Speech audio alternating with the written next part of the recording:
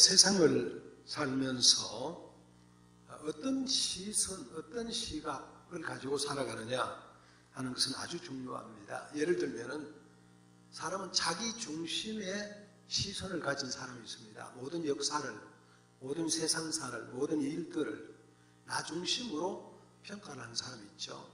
그래서 모든 일들이 내게 도움이 되는 쪽으로, 내게 유리한 쪽으로 해석을 하고 이해를 하고 그렇게 행동하는 사람들이 있습니다. 그러면 남들에게 불편을 주게 되죠. 그러나 어떤 사람은 이타주의의 시선을 가진 사람이 있습니다. 할 수 있으면 남들에게 유익을 주고 도움을 주고 남들을 중심으로 생각하는 사람들, 칭찬받고 인정받을 수 있는 사람들입니다. 제대로 된 그리스도인들이라고 하면은 정확하게 말하면 하나님의 시선을 가지는 게 필요합니다. 하나님이 내게 뭘 원하실까? 하나님이 어떤 걸 요구할까? 하나님이 내게 시급하게 요청하는 게 뭘까? 라고 하는 것을 생각하면서 언제나 그의 생각 속에 가장 기본적으로 하나님의 뜻을 생각하는 거예요. 그 사람이 바로 하나님의 시선을 가진 사람입니다. 그런 사람들은 영적인 상상력을 가지게 됩니다. 이 시간에 하나님이 내게 뭘 원할까? 오늘 이 일에 대해서 하나님이 내게 하시는 것은 뭘까? 뭘 하라고 말씀하실까? 언제나 영적인 상상력을 동원해서 하나님 중심으로 생각을 하게 됩니다. 이런 시선을 가지는 것이 그리스도에게 너무나 필요합니다.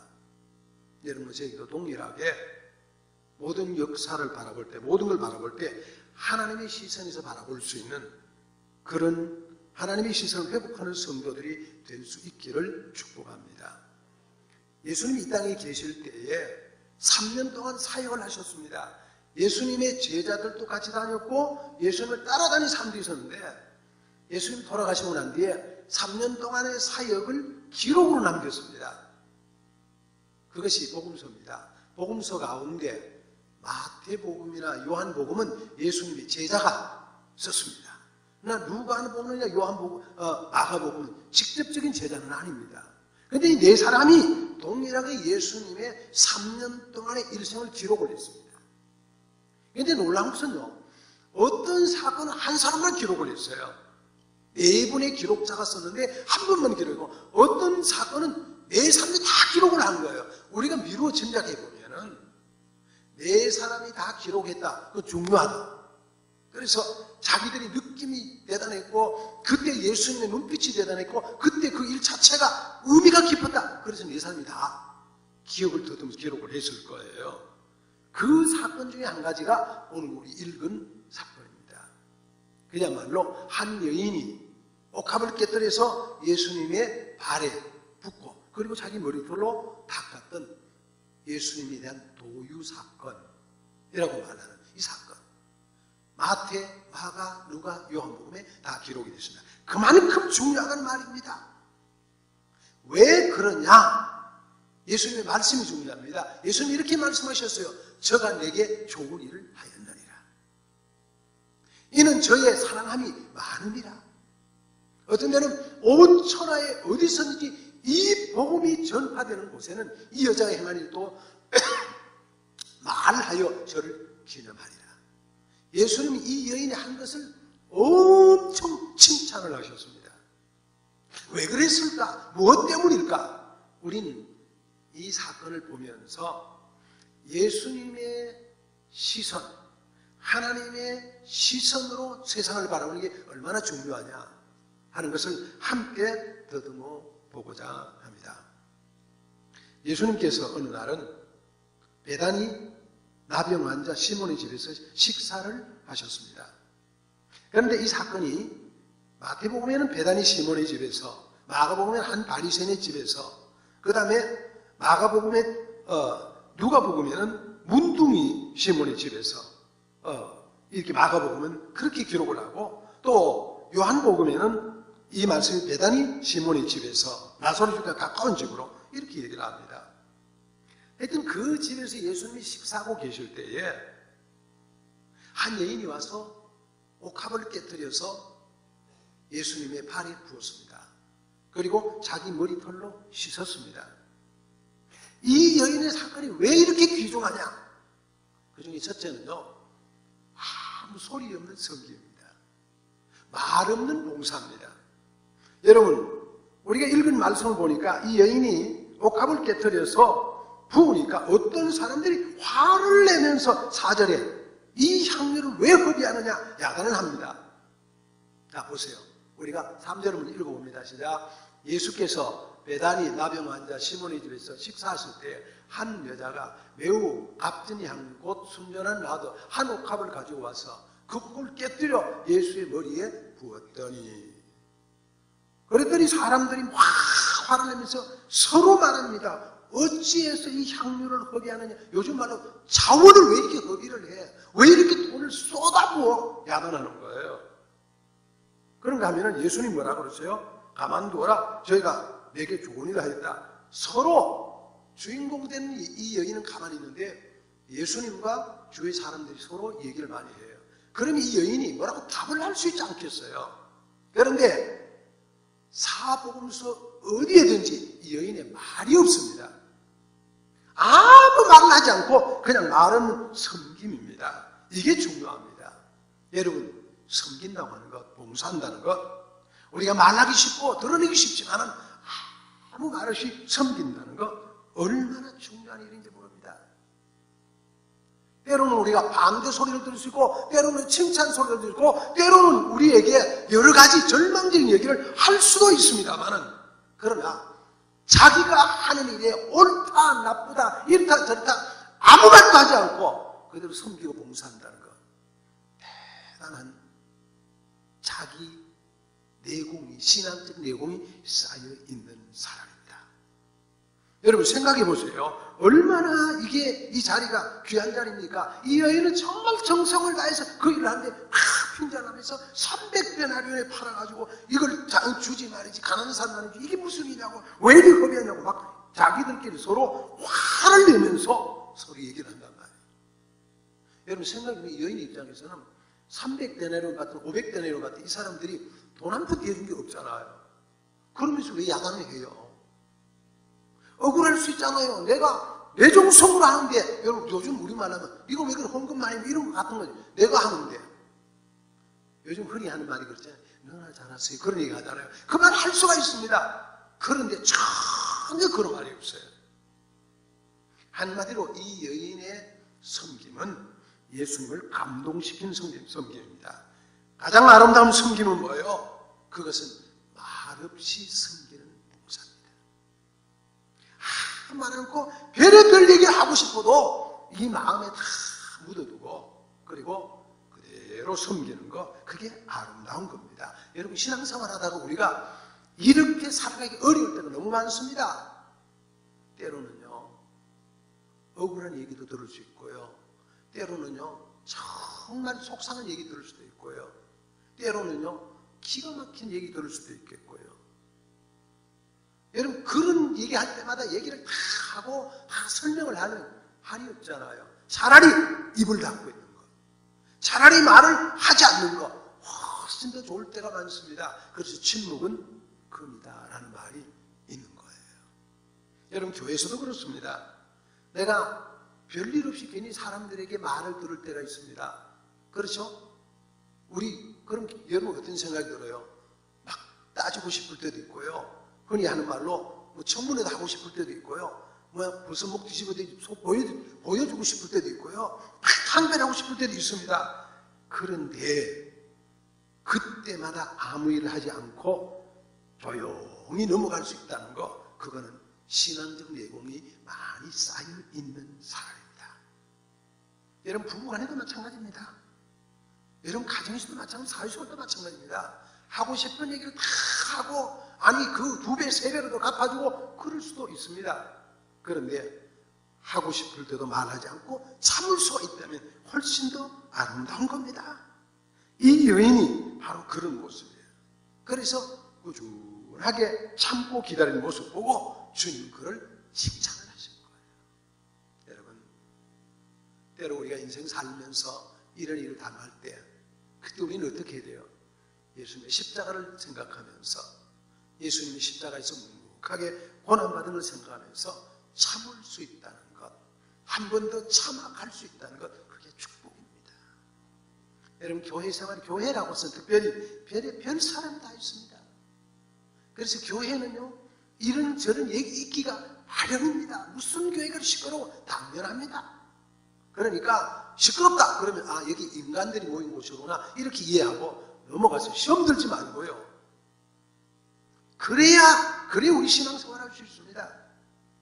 여러분 말 없는 교회 찾아가 이 땅에 없습니다. 조용한 교회 찾아가 이 땅에 없습니다.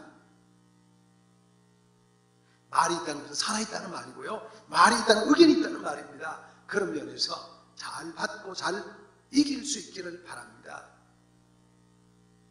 예수님이 사도행 이사야서 53장에 이렇게 말합니다. 시작. 그가 찔림은 우리의 허물을 인하며 여기 제가 읽고 있는데 그가 상함은 우리의 죄악을 인하며 그가 징계를 받음으로 우리가 화평을 누리고 그가 채찍에 맞음으로 우리가 나음을 입었도다. 우리는 다 양들 그를 행하여 각기 제 길로 갔거늘 여호와께서 우리 무리의 죄악을 그에게 담당시켰다. 그 다음에 그가 곤욕을 당하여 괴로울 때도 그 입을 열지 아니하였음이요 마치 도수장으로 끌려가는 어린 양과 털 깎는 자 앞에 잠잠한 양같이 그 입을 열지 아니하였도다. 여러분 그가 찔림을 받고 상처를 받고 채찍에 맞고 그렇게 곤욕을 당하면서도 괴로울 때도 입을 열지 아니했다. 마치 도살장에 끌려가는 어린 양같이 털 깎는 자 앞에 끌려가는 양같이 가면서도 입을 열지 아니했던 예수님. 하나님 없어 그런 게 아닙니다. 그렇지만 주님은 참고 인내하신 겁니다. 여러분 예수님 닮아서 여러분 저도 말 없이 섬기고 봉사하는 행동으로 섬기고 봉사하는 그런 믿음의 사람들이 될 수 있기를 예수님의 이름으로 축복합니다. 두 번째 이 여인의 섬김은요 자신을 낮춘 섬김입니다. 자 누가복음 7장 예수의 뒤로 그 발 곁에 서서 울며 눈물로 그 발을 적시고 자기 머리털로 닦고 그 발에 입 맞추고 향유를 부으니 마리아는 예수님의 뒤에 와서 조용히 뭘 해요? 울면서 섬깁니다. 그 발 곁에 조용히 서서 한없이 자기를 낮추는 겁니다. 식사하시는 예수님 앞 곁에 가서 뒤로 돌아가가지고 옷가발 곁을 그게 머리에 붓습니다. 발이 붓습니다. 머리털로 닦습니다. 여러분 예나 지금이나 여자분들에게 머리털은 얼마나 귀한 겁니까? 그죠? 남자들은 수염이 귀하다면 여자들은 머리가 얼마나 귀한 겁니까? 그런데 그 머리털로 자기를 낮추면서 예수님의 발을 씻겨주셨다는 거예요. 그 모습을 보고 주님 감동하시는 거예요. 그 모습을 보고. 여러분 팔레스타인에는 모래가 많고 바람이 많고 먼지가 많습니다. 예수님 당시에 신발이 슬리퍼였어요. 그러니까 하루 종일 다니면 어느 집에 가면은 다 집 앞에 물 항아리가 있어서 그리고 거기에 물을 부어놓고 발을 닦아주는 것이 씻게 하는 것이 그때 당시 문화였습니다. 그게 사람을 대접하는 섬김입니다. 그런데 이 여인이 이곳에 들어왔을 때 아무도 그에게 물을 떠준 사람, 씻겨준 사람, 예수님이 하는 사람이 없었습니다. 이 여인이 예수님의 다가와서 식사하는 데서 그렇게 했던 거예요. 그것은 자기를 그만큼 낮춘 겁니다. 오직 주님만 높인 겁니다. 주여 나는 낮아들었습니다. 주님 높이기를 원합니다. 주님이 말씀 가운데 살아있기를 원합니다. 주님이 높아지기를 원합니다. 주님을 높이면 자기를 낮추는 거예요. 여러분 예수 믿으면서도요 내가 높여지려면 예수님이 낮아집니다. 내가 낮아져야 예수님이 높아집니다. 여러분 통해서 예수님이 낮아지게 하지 말고 예수님을 높여줄 수 있는 여러분과 제가 될 수 있기를 축복합니다. 너무나 잘 아는 한자 말씀이죠. 아사주생. 내가 죽으면 주님이 사십니다. 그런데 아생, 내가 살면 주님이 죽습니다. 여러분 교회에서도 가정에서도 생활에서도 내 음성 다 내고 내 목소리 다 내고 내 하고도 주장하고 다 하고 나면 그거는 예수님이 없습니다. 복음이 없습니다. 내가 하나님을 죽이면서 주님을 나타낼 수 있는 사람이 될 때에 나는 죽고 주님이 살아나는 거예요. 이 여인이 바로 그런 모습으로 주님을 섬겼습니다. 그래서 주님이 너무너무 기뻐하셨던 거예요. 여러분 찬송가 높이 영광 모든 권세 주님 홀로 받으소서. 멸시천대 십자가는 제가 지고 가오리다. 그 다음 이름 없이 빛도 없이 감사하며 섬기리다. 이름 없이 빛도 없이 감사하며 섬기리다. 여러분 정말 그렇게 사세요? 이름도 없이 빛도 없이 감사하면서 주님 섬기며 삽니까? 이름 다 내고 빛 다 내고 소리 다 내고 살아갑니까? 정말로 주님을 기쁘게 하는 사람은, 정말로 주님이 인정하는 섬김은 이름도 없이 빛도 없이 감사하며 주님을 섬기는 거예요. 여러분과 제가 죽음으로 내가 죽고 예수님이 살아나는 그런 주님을 높이는 아름다운 봉사자로 주님께 인정을 받을 수 있기를 예수님의 이름으로 축복합니다. 세 번째는요, 눈물의 섬김입니다. 자, 보겠습니다. 그 동네에 죄를 지은 한 여자가 있어 예수께서 바리새인의 집에 앉아 계심을 알고 향유 담은 옥합을 가지고 와서 예수의 뒤로 그 발 곁에 서서 울며 눈물로 그 발을 적시니, 울면서 눈물로 그 발을 적셨습니다. 마리아의 세 번째 성경은 눈물의 성경입니다. 예수의 뒤로 그 발 곁에 와서 울며 눈물로 그 발을 적셨습니다. 자기 자신의 눈물로 향유를 부어다가 또 눈물을 갖고 그 발을 닦는 거예요. 얼마나 대단한 마리아입니까? 무엇 때문에 그래요? 성경이 이렇게 말합니다. 그가 예수님 만나기 전에 7 귀신을 만났던 7 귀신이었던 막달라 마리아라고 요한복음 말합니다. 여러분, 귀신 들렸던 여인이 내가 예수 만나서 새로워졌습니다. 내가 예수 만나서 귀신이 떠나갔습니다. 새 사람 됐습니다. 예수님 생각만 해도 너무너무 좋은 거예요. 그런데 예수님 오셨습니다. 그 주님 생각이 너무 고마워서 내가 새 사람 됐습니다. 내가 이렇게 변화됐습니다. 눈물이 저절로 나오는 거예요. 참 감사와 참 기쁨은 이 안에서 내 구원받은 것에는 감사의 눈물이 넘칠 수 있어야 됩니다. 여러분 이 안에 내가 은혜를 받았다, 내가 세상으로 좋아졌다, 이런 걸 막 떠나가도 내가 구원받은 것, 하나님의 사람이 된 것, 내가 죄와 사망에서 벗어난 것, 마귀의 권위에서 벗어난 것 너무너무 감사해서 그 다음에 내가 할 수 있는 건 뭐예요? 눈물이 저절로 나오는 거예요. 하나님 앞에 기도하려고 앉으면 눈물이 나고 하나님 앞에 찬송하려면 눈물이 앞을 가리는 그런 신앙이 진짜 신앙입니다. 여러분 제가 눈물 흘린 적이 언제 있습니까? 여러분 눈물 흘리면서 기도한 적이 얼마나 많습니까? 여러분 얼마나 많은 감격 속에서 하나님 앞에 예배를 드렸습니까?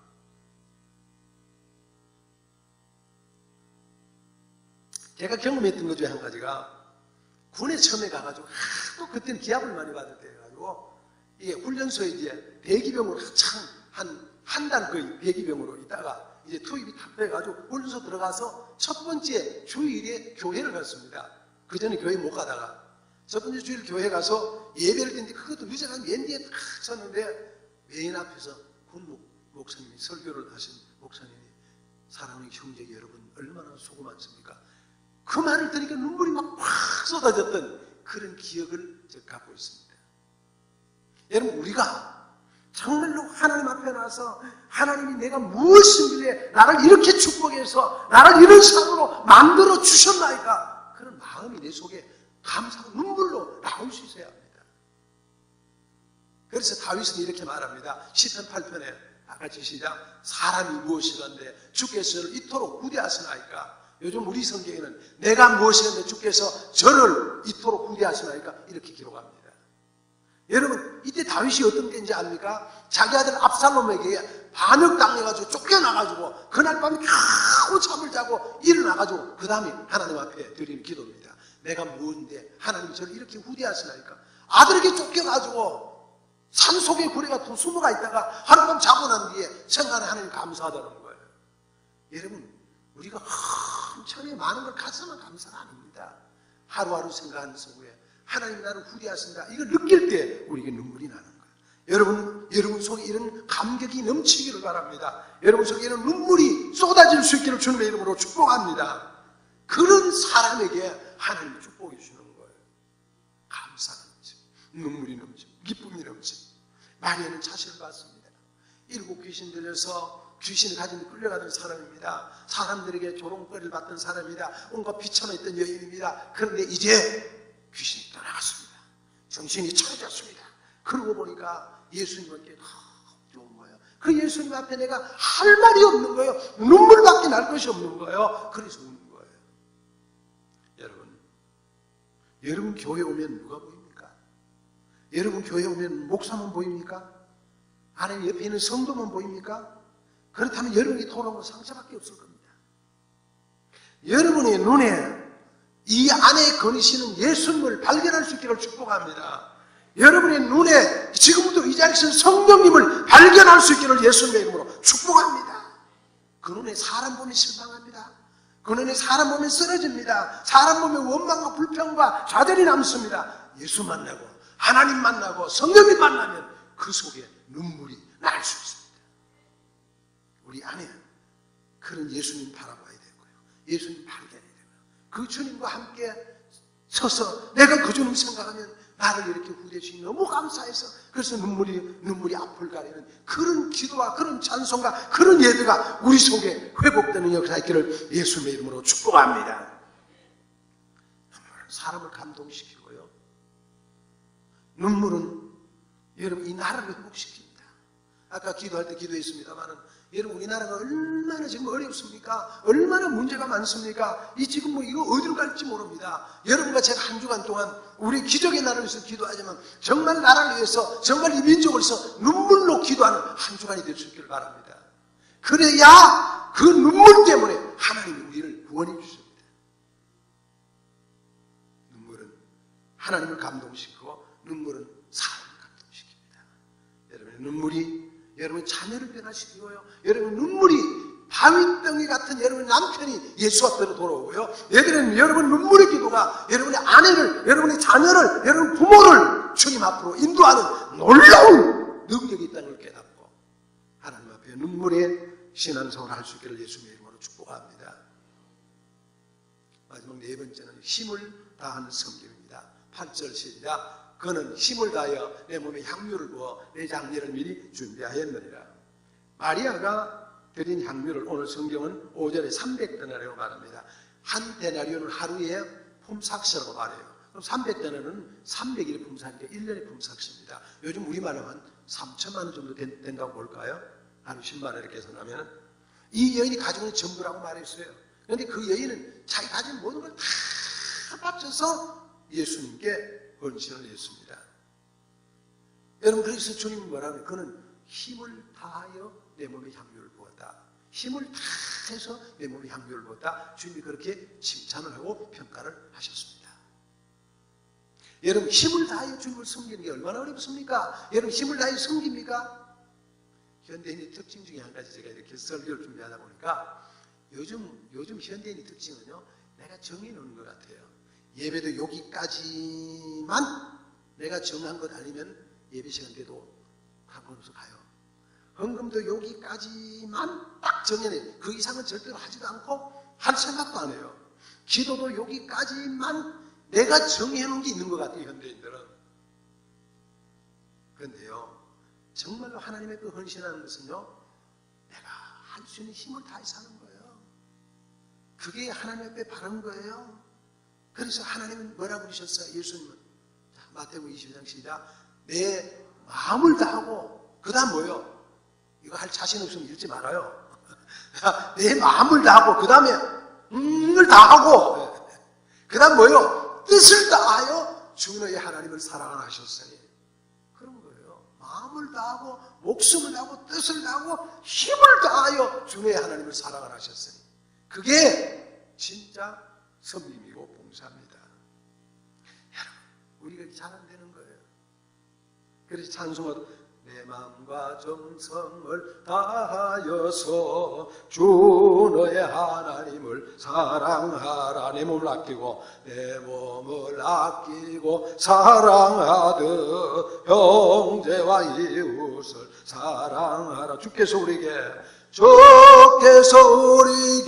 명하시니 그 명령 따라서 살아가리.